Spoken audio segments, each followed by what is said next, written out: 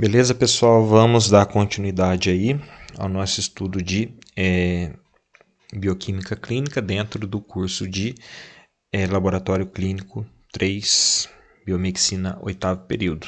E agora nós vamos ver a parte de enzimologia clínica relacionada mais especificamente à função hepática.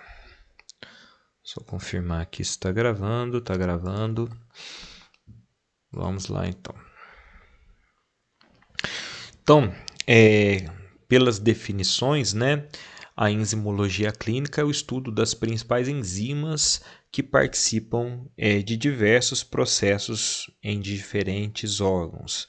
Então, geralmente, essas enzimas são responsáveis por catalisar reações de quebra, reações de transferência, reação de glicosilação, diversas reações, tá? Enzima ela sempre catalisa uma reação.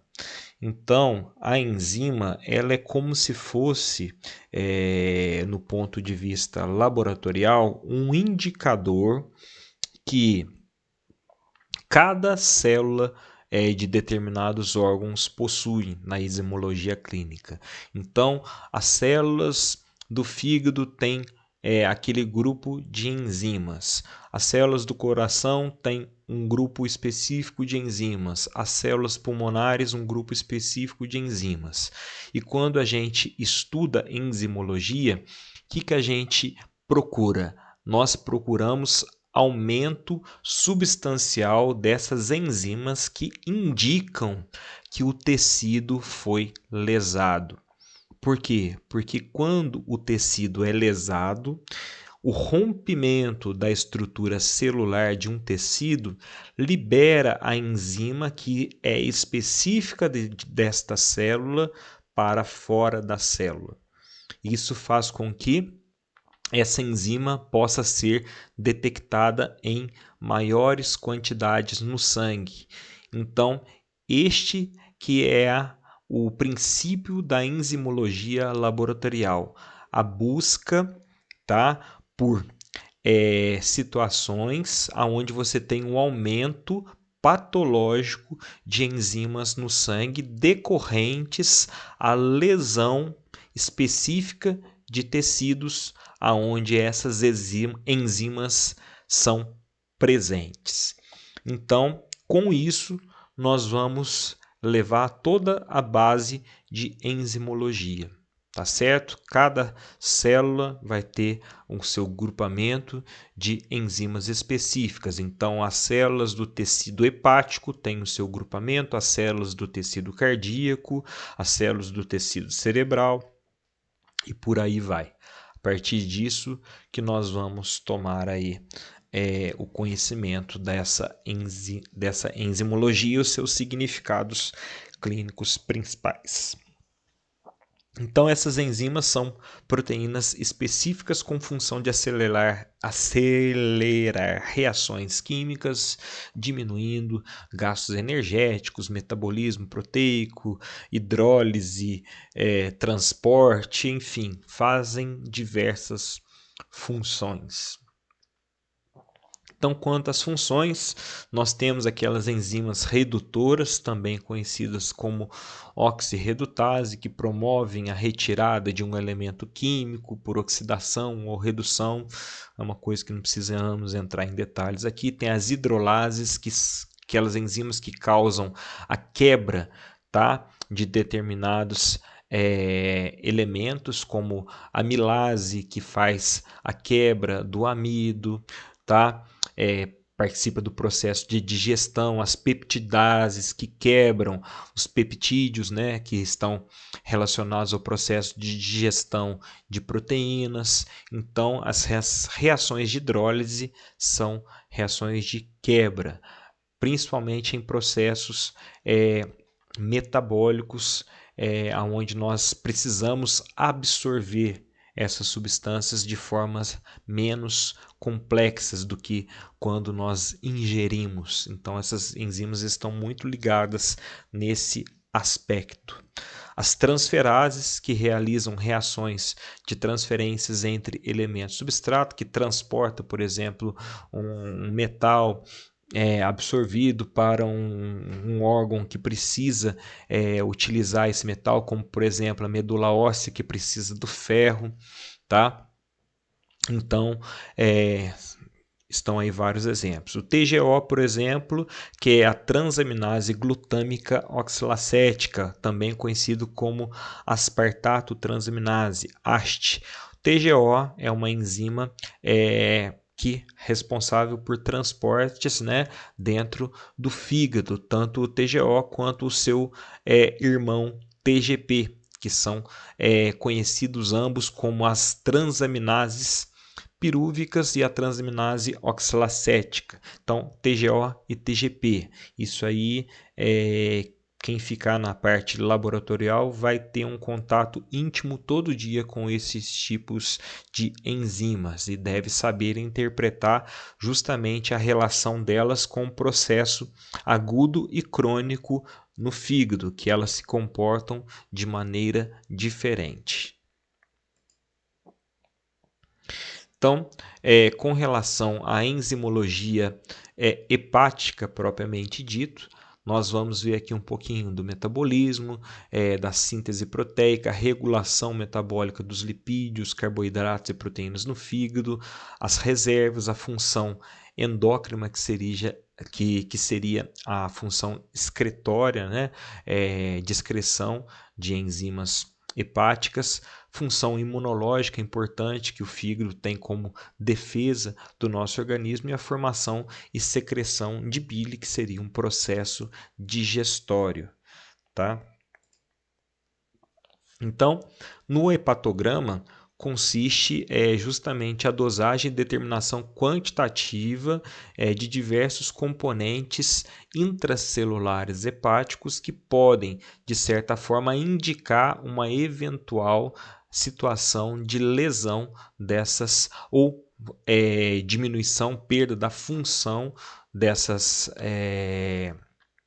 critérios hepáticos que eu falei para vocês no slide anterior, que podem ser decorrentes a uma lesão ou algum processo imunológico, farmacológico que esteja alterando as suas funções, tá? Então, tudo que a gente pode encontrar em relação a doenças orgânicas em órgãos específicos, nós temos que ter a noção. A origem geralmente são as mesmas, tá? Nós temos doenças de origem infecciosa, origens inflamatórias, origens farmacológicas que causam a toxicidade, origens traumáticas, tá? Origens genéticas. Geralmente são essas 5 as origens dessas eventuais patologias que acometem os órgãos. Então, e isso aí vai nos dar uma luz aí para quais enzimas que nós vamos tentar isoladamente identificar que está sendo, como se diz, aquele enzima predominante que vai indicar um determinado processo agudo ou crônico no órgão. Então, das enzimas celulares, nós temos aí no fígado, principalmente TGO, TGP e LDH. De enzimas ligadas à membrana, indicadores de colestase, nós temos aí o gama-GT, principalmente relacionado às vias biliares, tá certo? Então, com relação ao TGO, também conhecido como AST, o seu valor de referência é até 40, tá? É uma enzima que realiza a transferência. Vou ficar entrando em detalhes aqui não, que eu acho que não é o sentido da aula. A gente tem que entender o que seria importante relacionado ao laboratório para o TGO. que é importante no ponto de vista? Ele auxilia, né, o diagnóstico de doenças cardíacas, hepáticas e musculares, mas no fígado, especificamente, o TGO ele tem uma característica de nos dar uma noção a longo prazo da lesão. Tá? Então, geralmente, quando ocorre uma lesão hepática mais antiga, geralmente o TGO, que ele pode estar levemente alterado em relação às suas outras pares, as outras enzimas. Tá certo? O TGP, que já seria a enzima, vamos dizer assim, o par, a enzima pareada ao TGO, que trabalham em processos de transporte intrahepático, é uma enzima intracelular, principalmente do fígado e rim, e também ocorre em pequena quantidade nos músculos, tá?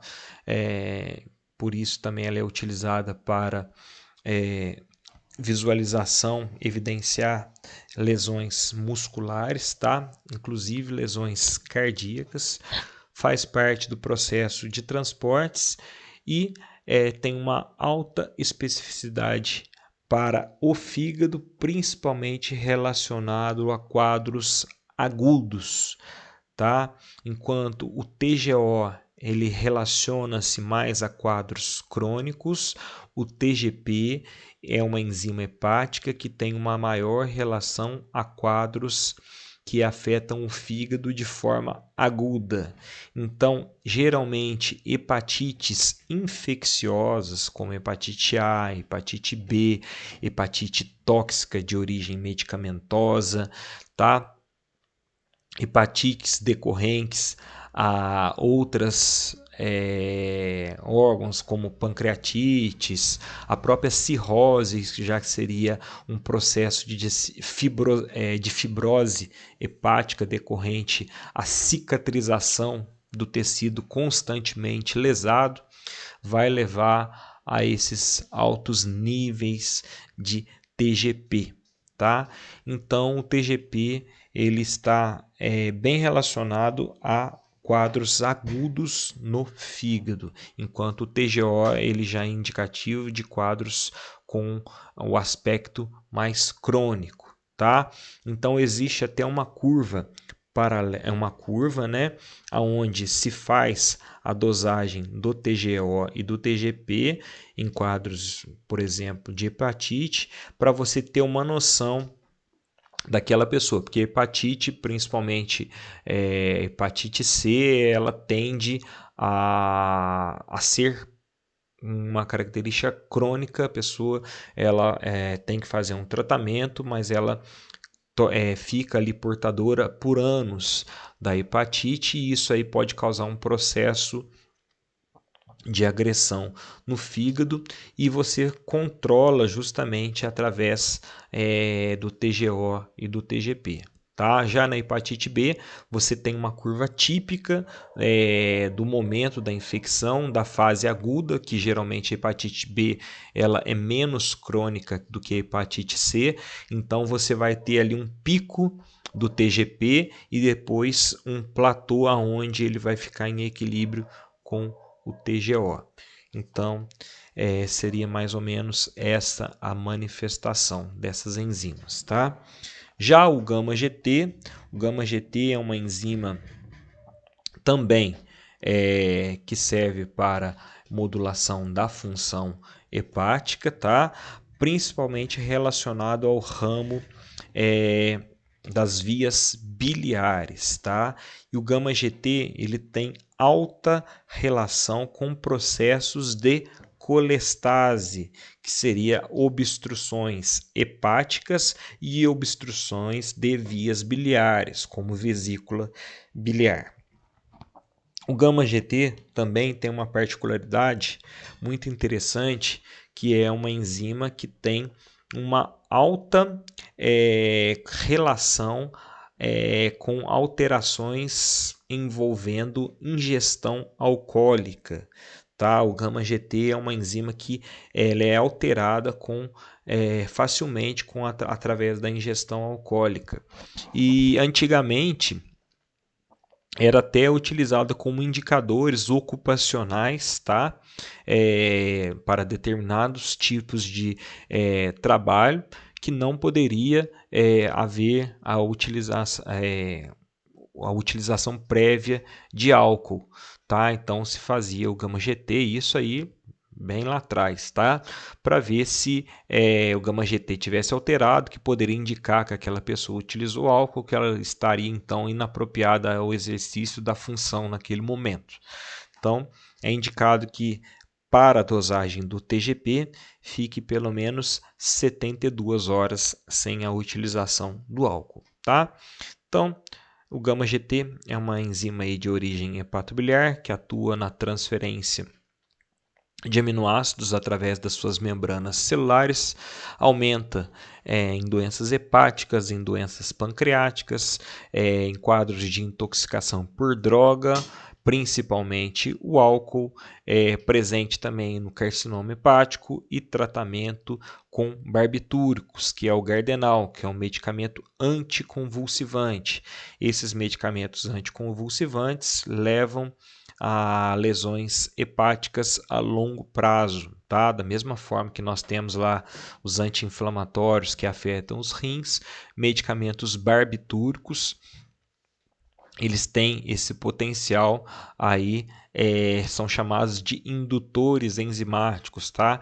São medicamentos que vão sempre acelerando a função hepática e isso aí a longo prazo leva a um quadro chamado tolerância hepática. Significa que essas enzimas relacionadas à função hepática ficam bastante elevadas devido ao uso dos barbitúricos.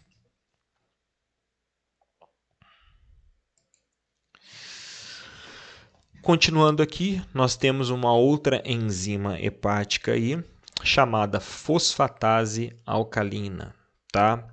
A fosfatase alcalina é uma enzima muito interessante porque ela tem significados clínicos diferentes relacionados a quadros clínicos diferentes e idade.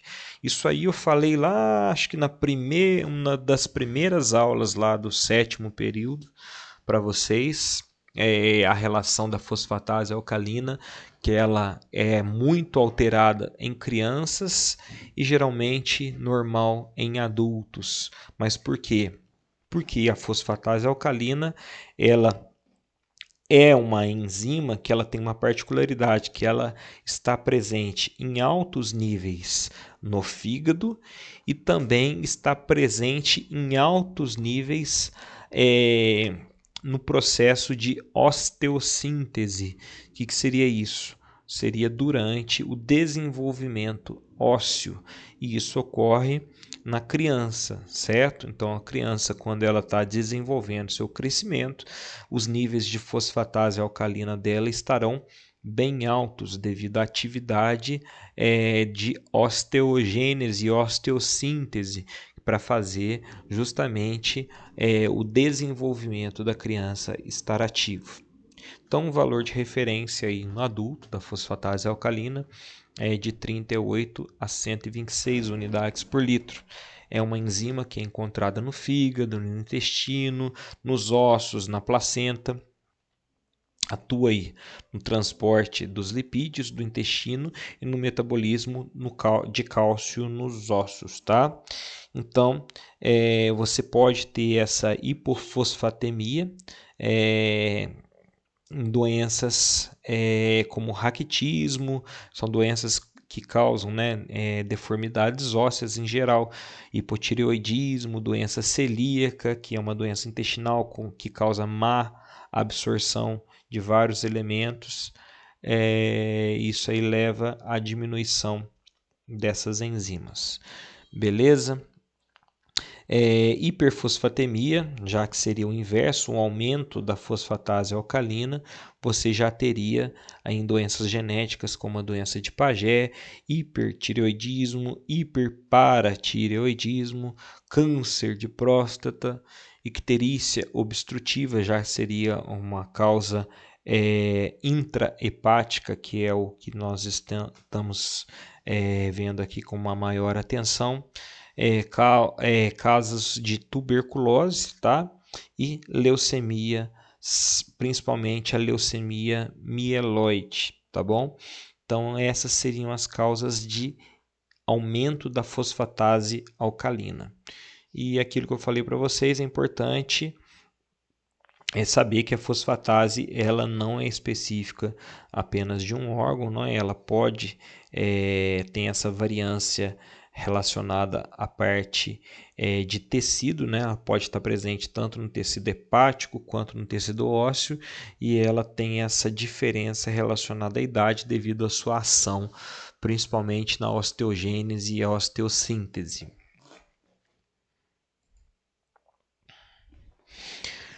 Classificação de doença hepática, né? Então, nós temos aquela doença que é o padrão hepatocelular, ou seja, você tem uma lesão da parte das células dos hepatócitos propriamente dito, com rompimento de suas membranas plasmáticas e o extravasamento de enzimas que ficavam em seu interior, que passam assim para a corrente sanguínea, ficando elevadas. E essas principais enzimas que nós encontramos é o TGO, TGP, fosfatase alcalina e gama-GT. Então, se cair lá na prova, qual é o padrão que nós encontramos qual é o padrão laboratorial que encontramos em lesões hepatocelulares? Então, vocês assinalam ou escrevem lá na resposta: aumento das enzimas TGO, TGP, fosfatase alcalina e gama-GT, beleza? Padrão colestático, né? O padrão colestático, você vai ter um aumento, tá?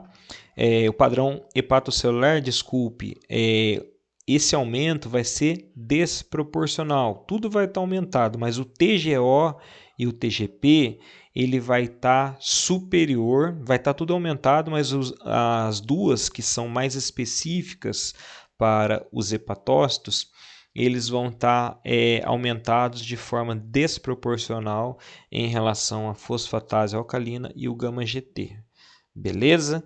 Já no padrão colestático, o que seria colestase? Seria o padrão obstrutivo. Vamos supor que você tem lá um cálculo biliar que ele está obstruindo uma das vias biliares, levando a um represamento, vamos dizer assim, das enzimas hepáticas, tá? Então isso aí leva aquele local ali a ficar um pouco sobrecarregado. Então com isso você não vai ter propriamente uma lesão celular dos hepatócitos. Você vai ter ali um padrão de colestase obstrutiva. Isso aí eleva de forma maior outras enzimas, que seria fosfatase alcalina em relação a gama-GT, TGO e TGP. Então, nesse caso de colestático intrahepático, aí você teria a fosfatase alcalina se sobrepondo em relação ao gama-GT, TGO e TGP. Tá? Quando você tem um padrão misto, que ele é por lesão hepatocelular e por colestase intrahepática, aí sim nós temos ali um aumento proporcional dessas quatro principais enzimas, que seria TGO, TGP, fosfatase alcalina e gama-GT. E por último, que não está aí, quando você tem um padrão de colestase biliar, tá? De vias biliares. Quando você tem este padrão, então você tem uma sobreposição do gama-GT em relação aos outros, tá? Esse é importante, tá? Anotem aí, não está no slide, mas anotem aí. Quando você tem um padrão de colestase ou colecistite, que seria a formação de cálculos biliares, vesícula biliar, você teria um aumento tá, maior da enzima chamada gama-GT em relação a TGO, TGP e fosfatase alcalina. Tá joia? Isso é importante. Esse slide aqui talvez um dos mais importantes dessa aula, tá?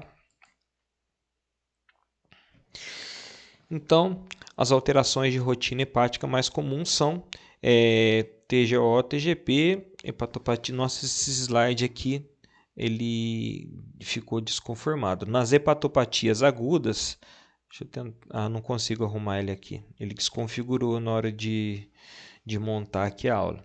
Então, mas nas hepatopatias agudas, tá? Nós vamos ter aí um aumento de TGO, TGP e gama-GT. Nas hepatopatias crônicas, nós vamos ter aí uma predominância do gama-GT e da fosfatase alcalina que não está mostrando aí. Tá bom?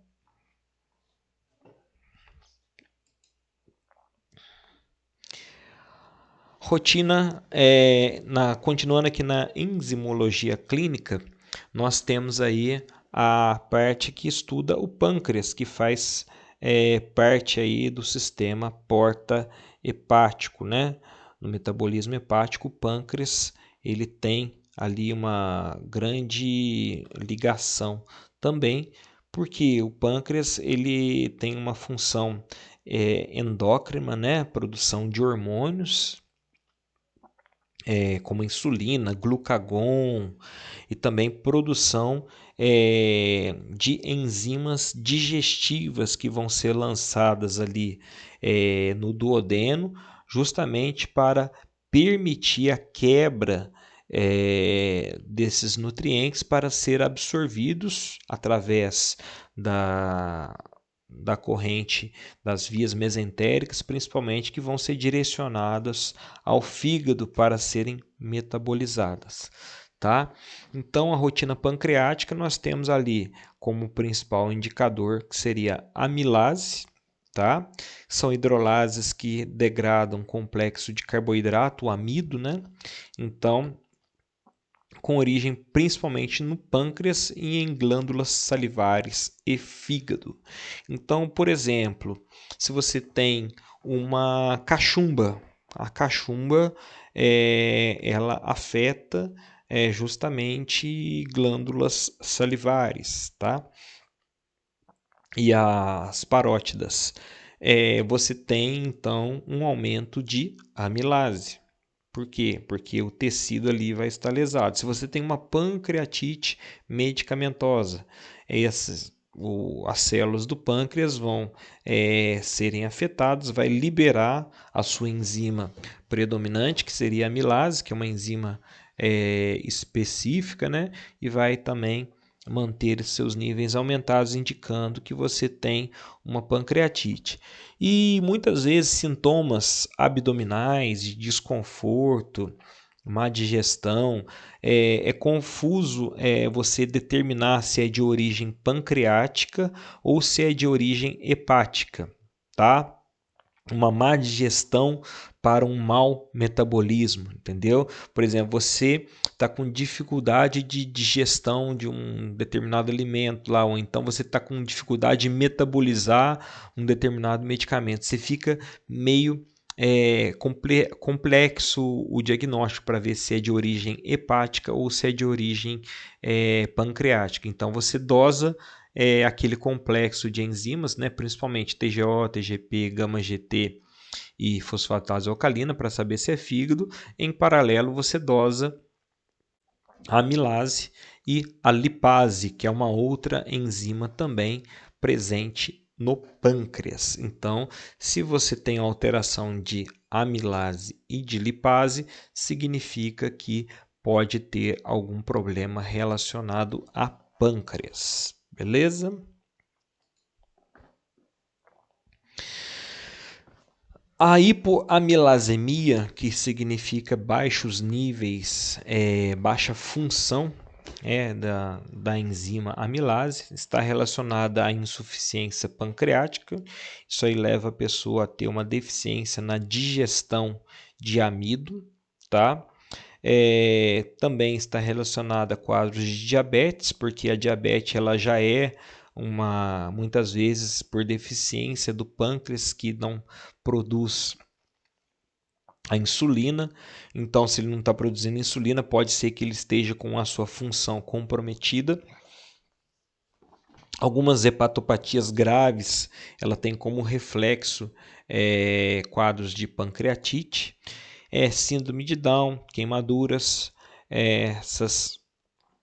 esses quadros aí levam a diminuição da amilase. Já a hiperamilasemia, ou seja, o aumento da enzima amilase sanguínea, você tem aí em quadros de pancreatite aguda, úlcera gástrica, infecções, principalmente tifo, pneumonia, meningite, neoplasia pancreática, que é câncer de pâncreas, e gravidez ectópica, tá?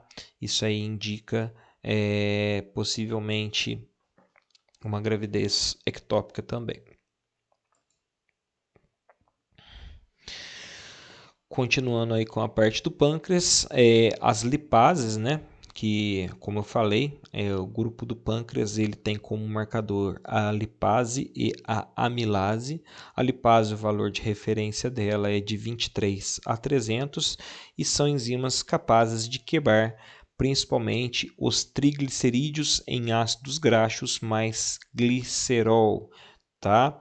Para serem assim absorvidos e biotransformados nas nossas gorduras essenciais ao metabolismo, tá certo? Então, ela possui uma origem pancreática. A lipase é mais específica que a amilase, tá? Por exemplo, posso colocar lá na provinha lá, cite o grupamento de enzimas que tem uma maior especificidade em relação ao órgão pâncreas. Tá? Então, posso colocar lá amilase, posso colocar lá lipase, TGO, TGB. Qual que é a mais específica em relação ao pâncreas? Aí seria a lipase. A amilase, ela é relacionada ao pâncreas? Mas ela também é relacionada a glândulas salivares. Tá? As lipases, elas já são mais específicas para o pâncreas. Então, por isso que a gente tem que identificar o tipo de enzima com a sua maior especificidade, tá? Então, dessa forma, nós vamos ter uma maior certeza para a interpretação clínica do eventual quadro.